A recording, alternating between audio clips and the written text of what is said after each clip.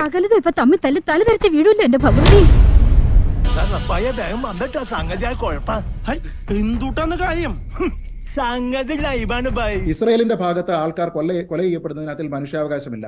അവിടെ കുട്ടികൾ കൊല ചെയ്യപ്പെടുന്നതിനകത്തിൽ മനുഷ്യാവകാശമില്ല. അത് കഴുത്തറുത്താണോ കൊന്നത് അല്ലാതെ അല്ലല്ല. ഇപ്പൊ ഞാൻ സംസാരിച്ചോട്ടെ. അത് ശരി. പിന്നെ ഒരു കാര്യം, എനിക്ക് രസിക്കാത്ത പോലും പറഞ്ഞാൽ ഞാൻ പിന്നെ മുൻപിൽ നോക്കത്തില്ല. അങ്ങ് പറഞ്ഞല്ലോ ഞാൻ ഞാൻ മീൻ ചെയ്ത എന്താണെന്ന് അങ്ങ് പറയാതെ പോകല. അല്ല, അത് അങ്ങയുടെ അടുത്ത അവസരത്തിൽ അങ്ങ് പറഞ്ഞു. മറ്റോടത്തെ മറിച്ചവനാണെന്ന് ജാട എടുക്കാൻ വന്നാലാണ് ഷാജിന് തനി കൊണറിയാൻ കാരണം ഞാൻ 5000 റോക്കറ്റ് അയച്ചത് നന്നായി എന്ന രീതിയിൽ ഞാൻ പറഞ്ഞിട്ടില്ല. ഇതൊരു നടക്കി പോണ ലക്ഷണില്ല. ശ്രീ ഷാഫി ചാലിയം, ശബ്ദം കൊണ്ട് പരാജയപ്പെടുത്താൻ നോക്കരുത്. ഞാൻ പറയുന്നത് 5000 എന്നുള്ള കണക്കല്ല, 500 എന്നാണ് താങ്കൾ പറഞ്ഞത്. അയൺഡോമിന്റെ കപ്പാസിറ്റി എന്ന് പറയുന്നത് 100% അല്ല. അപ്പൊ തീർച്ചയായിട്ടും 5000 എണ്ണം അയച്ചു കഴിഞ്ഞാൽ ഒരു 10% 500 എണ്ണം എന്തായാലും അവിടേക്ക് ലീക്ക് ചെയ്ത് പോകും. അങ്ങനെയാണ് അയൺഡോം പ്രവർത്തിക്കുക. 100% അല്ല.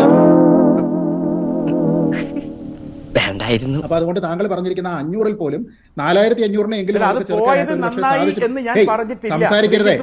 സംസാരിക്കരുതേ. ഞാൻ പറയട്ടെ. അറിയാൻ പാടില്ലെങ്കിൽ പിന്നെ ഇടക്ക് കയറി എന്നാത്തിനാട് ഒപ്പും.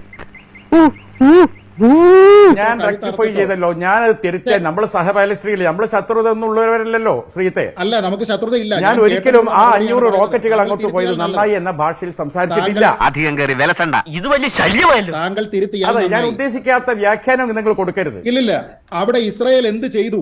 ഇസ്രായേലിന്റെ അയൺഡോം ഉണ്ടായിരുന്നില്ല, അത് എന്ത് ചെയ്തു എന്നാണ് താങ്കൾ പറഞ്ഞത്. ഞാൻ പറഞ്ഞതെല്ലാം മഹിയുന്നതിന് മനസ്സിലായല്ലോ അല്ലേ? താങ്കൾ മറ്റൊരു കാര്യം കൂടി പറഞ്ഞു, ഈ ന്യൂസ് റിപ്പോർട്ടുകളെ പറ്റി പറഞ്ഞു. ഞാൻ ഈ അവരുടെ ഒരു ടെക്നോളജി ഫെയിലിയർ ചൂണ്ടിക്കാണിച്ചതാണ്.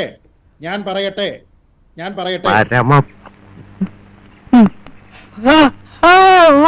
രണ്ടാമത് താങ്കൾ അവിടെ പറഞ്ഞിരുന്നത് ഈ അറ്റാക്ക് നടക്കുന്ന സമയത്ത് ഫെയിലിയറല്ലേ ചൂണ്ടിക്കാണിച്ചത്. ആയിക്കോട്ടെ, ടെക്നോളജി ഫെയിലിയർ മനുഷ്യന്റെ ജീവൻ താൻ കുറെ വികസിപ്പിച്ചതല്ലേ ഗ്രാമം. ഇനി മതി. ടെക്നോളജി ഫെയിൽ ആയതുകൊണ്ട് മനുഷ്യന്റെ ജീവൻ അവിടെ പോയതിന് ഇസ്രായേൽ കുറ്റക്കാരാണെന്ന് നമ്മൾ വിചാരിക്കേണ്ടതുണ്ടോ? ഈ തെമ്മാടുത്തം കാണിച്ചിരിക്കുന്ന ഹമാസിനോടല്ലേ നമ്മൾ ചോദിക്കേണ്ടത്? അതാണ് എന്റെ ചോദ്യം.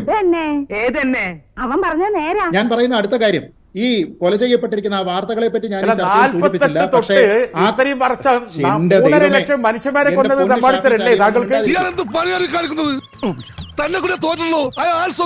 പലസ്തീനിലെ കൊച്ചു കുഞ്ഞുങ്ങൾ, പലസ്തീനിലെ കൊച്ചുമക്കൾ മരണപ്പെടുന്നത് താങ്കൾക്ക് തെമ്മാടിത്തമായി തോന്നുന്നില്ല? ഷാഫി ചാലിയത്തിന് പൊള്ളേണ്ട കാര്യമില്ല. ഞാൻ സംസാരിക്കുമ്പോ ബഹളം കൊണ്ട് എന്നെ പരാജയപ്പെടുത്താൻ നോക്കണ്ട. ഇപ്പൊ കൊട്ടക്കണക്കിന് ഇമേജ് അല്ലേ കൊണ്ട് തന്നിരിക്കുന്നത്. താങ്കൾ പറഞ്ഞിരിക്കുന്നതിനെ വസ്തുതാപരമായിട്ട് ഖണ്ഡിക്കാനാണ് ശ്രമിക്കുന്നത്. അങ്ങയുടെ അവസരത്തിൽ പരാജയപ്പെടുത്തുവാനേ. അങ്ങയുടെ അവസരത്തിൽ എന്നോട് അത് പറയൂ.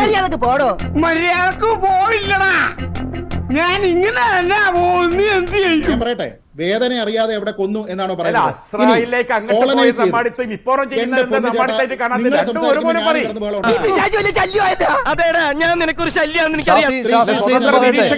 സഹപാനലിസ്റ്റിനോട് കാണിക്കേണ്ട മര്യാദ ഇതല്ല.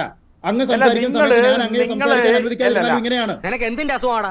രാവിലെ ഇന്ന് ഗോതമ്പ് ദോശ കുത്തുന്നോ? ചേട്ടൻ എന്തിന്റെ അസുഖം? ചേട്ടനല്ല അസുഖം, അസുഖം നിനക്കാണ്. അങ്ങ് പറഞ്ഞ കാര്യം ഞാൻ കേട്ടിട്ട് അതിവിടെ കുറിച്ചു വെച്ചിട്ട് അതിന്റെ മറുപടിയാണ് ഞാൻ പറയുന്നത്. അത് കേൾക്കണ്ടെങ്കിൽ നിങ്ങളുടെ ഭാഗത്ത് വളരെ മോശമായ അപകടം നടന്ന ഇത് നേരെ ചൊവ്വ പോകുന്ന ലക്ഷണില്ല. ഇതെന്താണ് മഞ്ജുഷ്? അദ്ദേഹത്തിന്റെ ഫീഡർ നിങ്ങൾ കുറയ്ക്കൂ. ഞാൻ സംസാരിക്കുന്ന സമയത്ത് ഞാൻ പറയട്ടെ, അദ്ദേഹത്തിന്റെ അവസരത്തിൽ അദ്ദേഹം മറുപടി പറയട്ടെ. വെറുതെ ഇങ്ങനെ കാർബറ്റ് ബോംബിംഗ് ചെയ്താലോ? രണ്ട്, അദ്ദേഹം പറഞ്ഞു കോളനൈസ് ചെയ്തിരിക്കുന്നത്. താങ്കൾക്ക് ചരിത്രം അറിയില്ല എങ്കിൽ ഏകപക്ഷീയമായി വെടിവെച്ച് പോകരുത്. ഒരിക്കലും ഇല്ലടാ. സമാധാനത്തോടെ തിരിഞ്ഞടക്കടാ. വെറുതെ ടെൻഷൻ അടിച്ച് മനസ്സിൽ ആ ചരിത്രവുമായി എന്റെ നേരെ താങ്കൾ വരണ്ട. എന്റെ അവസരത്തിൽ ഞാൻ പറയട്ടെ. എന്റെ അവസരത്തിൽ ഞാൻ പറയട്ടെ. വിജയ് എത്ര പ്രാവശ്യം നിനക്ക് ഞാൻ പറഞ്ഞു. അനാവശ്യ സംസാരം വേണ്ട. 43 പ്രമേയങ്ങൾ ഐക്യരാഷ്ട്രസഭ ഇസ്രായേലിനെതിരെ എടുത്തിട്ടുണ്ട്. ഹിമാലയൻ ഞാനും ഉന്നയിച്ച കുറെ ചോദ്യങ്ങളുണ്ട്. അല്ല, എന്റെ ചോദ്യങ്ങൾക്ക് ഈ വ്യക്തി ഞാൻ ചോദിച്ച ചോദ്യങ്ങൾക്ക് എന്താ മറുപടി പറയാത്തത്?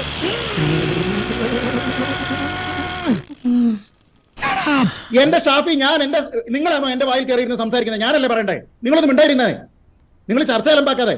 നിങ്ങൾ പറയുന്ന പോയിന്റ് ഞാൻ ഇവിടെ എഴുതിയിരുന്ന ഞാൻ മണ്ടനാവുമല്ലോ. നിങ്ങൾക്ക് അല്പമെങ്കിലും ബുദ്ധിയും വിവരം ഉണ്ടായിരുന്നെങ്കിൽ ഇവിടെ കിടന്ന് വലിച്ചു കൂടായിരുന്നോ മനുഷ്യ? മതി, നിർത്ത്. ഇതൊന്നും മിണ്ടാതിരിക്കൂ. നിങ്ങളുടെ അവസരത്തിൽ നിങ്ങൾ ഫയർ ചെയ്യൂ. ഇപ്പൊ ഈ സമയത്ത് അത് കേൾക്കൂ. രണ്ട്, നിങ്ങൾ പറഞ്ഞു കോളനൈസ് ചെയ്തു എന്ന്. കോളനൈസ് ചെയ്തിരിക്കുന്നതിന്റെ ചരിത്രം നിങ്ങൾക്ക് അറിയണമെന്നുണ്ടെങ്കിൽ നിങ്ങൾ 1-ാം ലോക മഹായുദ്ധ കാലത്തുള്ള ബാൽഫോർ ഡിക്ലറേഷൻ നോക്കണം. 2, ഈ ചർച്ചയിൽ അത് വിദേശകാര്യ വിദഗ്ധനാണോ ശ്രീ ഷാഫിയാണോ പറഞ്ഞതെന്ന് എനിക്കറിയില്ല. ഇവിടെ പറഞ്ഞിരുന്നത് 2006 അവിടെ ഉണ്ടായിരുന്ന തെരഞ്ഞെടുപ്പിൽ അതിനെ അട്ടിമറിക്കും മുമ്പ് ഇവരൊക്കെ എന്ത് ചെയ്യുമെന്ന് പറ. എന്തിനേറെ നമ്മുടെ ഭാരതം പോലും ഐക്യരാഷ്ട്രസഭയിൽ എടുത്ത സ്റ്റാൻഡ് എന്താണ്? ഈ ശ്രീജിത്ത് പണിക്കരെ സ്റ്റാൻഡ് അല്ല, ഈ ശ്രീജിത്ത് പണിക്കരെ വീക്ഷണമല്ല. ഈ ഹമാസിനെ അംഗീകരിച്ചിട്ടുണ്ടോ? ഇല്ലല്ലോ. ഞാൻ പറയുന്നത് കേൾക്കൂ, നിങ്ങളും ശല്യപ്പെടുത്താൻ തുടങ്ങി. നിങ്ങൾ അമേരിക്കയുടെ ആവശ്യം എന്നാടാ ഇവങ്കല്ല ഇപ്പടി ഇന്ത്യയും അംഗീകരിച്ചിട്ടില്ല. അത് മനസ്സിലാക്കണം. എന്ത് അല്ല,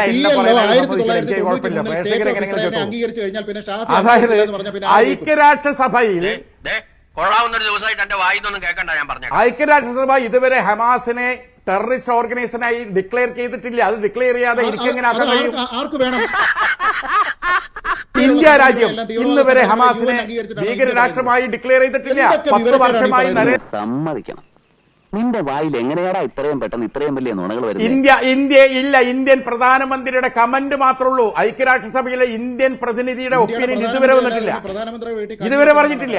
എന്ത് മറുപടി? ആകട്ടെ, ഈ പിന്നെ ഹമാസ് ആകട്ടെ, മറ്റു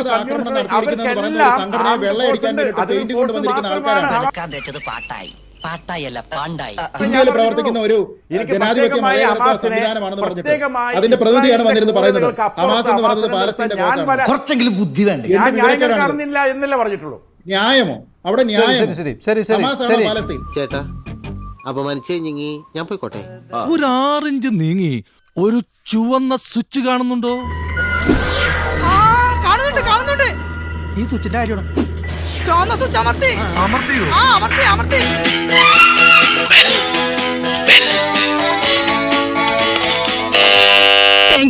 ഈ ഉപകാരം മറന്നാലും ഞാൻ മരിക്കില്ല.